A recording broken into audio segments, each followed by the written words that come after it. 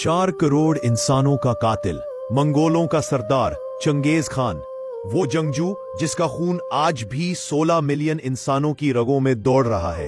एक गरीब, कमजोर, भूखा लड़का जो कई रातें फाकों में गुजारता था और सिर्फ 13 साल की उम्र में तलवार उठाने पर मजबूर हो गया।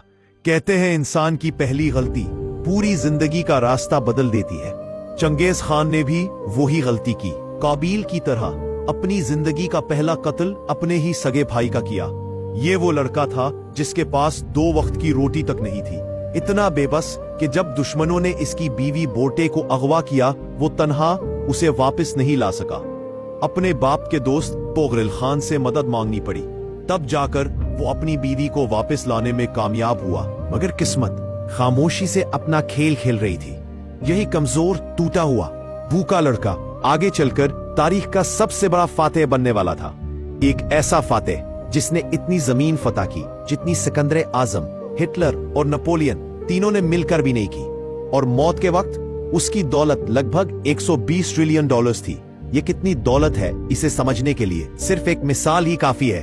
अंग्रेजों ने पूरे हिंदुस्तान से जितनी दौलत लूटी वो सिर्फ 45 ट्रिलियन डॉलर्स थी। और इस लूटमार का असर आज तक पाकिस्तान, भारत और बांग्लादेश की गुर्बत में नजर आता है। लेकिन चंगेज खान एक अकेला इंसान, उसकी दौलत बरतानवी सल्तनत की लूटी हुई दौलत से भी 3 गुना ज्यादा थी। वो कहा करता था, अगर जानना हो कि जंगजू कितना ताकतवर है तो देखो उसके बच्चे कितने हैं। चंगेज खान के 200 से जायद बेटे थे और उसके जंगी उसूलों में से एक उसूल था, कोई तातारी तलवार कभी तातारी के खिलाफ नहीं उठेगी।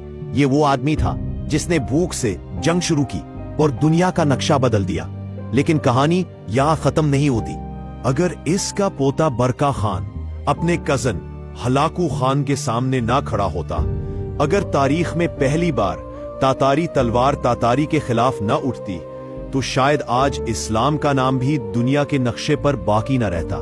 शायद तातारी पूरी दुनिया को फतह कर चुके होते, क्योंकि इस रुए जमीन पर सहाबा के बाद सबसे बेहतरीन जंगी महारत रखने वाली कौम तातारी थी, जिन्हें रोकना मुसलमानों के लिए भी नामुमकिन हो चुका था।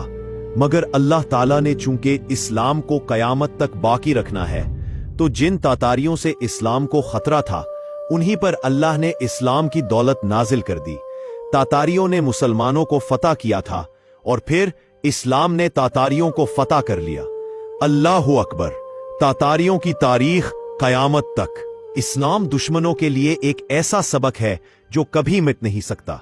अगर इस्लाम खत्म होना होता तो उसी दिन खत्म हो जाता, जब दुनिया का सबसे जालिम, सबसे ताकतवर फातेह मुसलमानों के सर कलम कर रहा था। लेकिन हुआ क्या? तारीख में पहली बार किसी फातेह कौम ने किसी गुलाम कौम का दीन कबूल किया।